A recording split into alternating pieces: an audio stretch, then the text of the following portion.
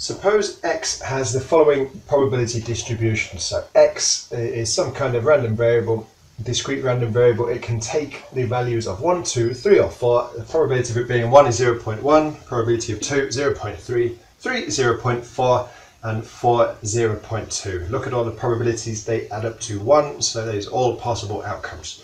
We need to find the mean, the variance and the standard deviation. I'm going to specifically use this video to find the variance in the mean of the squares minus the square of the mean formula. We're going to use that approach. I don't think I've done it on previous ones, not for probability anyway. So what we are going to do, we're going to start with the mean, which is the expected value of x. Remember, that is the sum of all of the x's times the p x equals x. Or it's the sum of the individual value of x times its corresponding probability. We need to add them all up. So that is going to be 1 times 0.1 plus 2 times 0.3 plus 3 times 0.4 plus 4 times 0.2, which must be 0.1 plus 0.6 plus 1.2 plus 0.8, which is 1.9. It must be 2.7. So that tells us the expected value of x, or the mean, equals 2.7. So for the variance, as I said earlier, I'm going to use this formula. So we're going to say variance of x equals, so it's the mean of the squares minus the square of the mean. So the expected value of the x squared minus the mean, which you can call mu or e of x, in this case expected value of mean squared. So it's the mean of the squares minus the square of the mean. Should make it, that was part A. So what we are going to do is draw another little table, which is going to be the x squared and then the p x equals x, just like that. So the x squared, well, the first x is 1, so x squared is still 1. Second x is 2, so x squared is 4. Then you've got 3 will become 9, and 4 will become 16. The corresponding probabilities are exactly the same.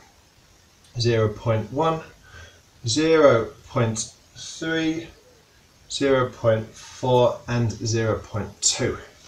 So now we need to, the variance of, or expected value of x squared, in other words, is going to be the sum of all the x squareds, all the little x squareds, times the probability x equals times the corresponding probability. So that is going to be 1 times 0.1 plus 4 times 0.3 plus 9 times 0.4 plus 16 times 0.2, which is 0.1 plus 1.2 plus 9 4 is 36, 3.6 plus 16 is 32, must be 3.2. Okay, that would be, so 3, 4, 5, 6, 7.12345. So 7.5 plus the 0.6 must be 8.1. For part B, the variance of x, it equals, so it's the value we've just worked out, 8.1, which is the expected value of x squared, so 8.1 minus the mean squared, so minus 2.7 squared. So we've gone as far as we can. We'll go to our calculator and just work that out. So 8.1 minus 2.7 squared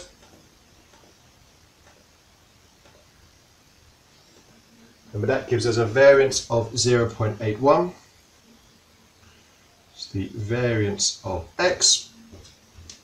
And then the standard deviation for part C, so we'll just put over here, remember it's just the root of the variance, so sigma x is just the square root of 0.81, the square root of the variance, which must be 0.9, because 9 nines are 81, equals 0.9. We don't know any units, so that's all we need to do. Another thing I should say, so I've done that using the mean of the squares minus the square of the mean method. Don't forget, if you literally just need to find out these figures, it's always quicker just to go to your calculator, statistics mode, and put it straight in. So if you've got something there already, get rid of it.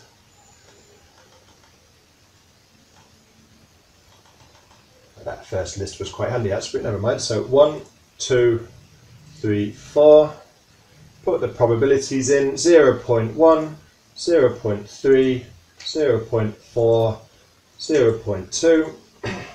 Go to Calc Settings, make sure you tell it it's a frequency table. That means list 1, list 2, so that's fine. And then just go to one variable. And it tells us the mean is 2.7 and the standard deviation is 0.9. It doesn't tell us what the variance is, but it's just going to be sigma squared, so it's just the 0.9 squared, which will still be 0.81.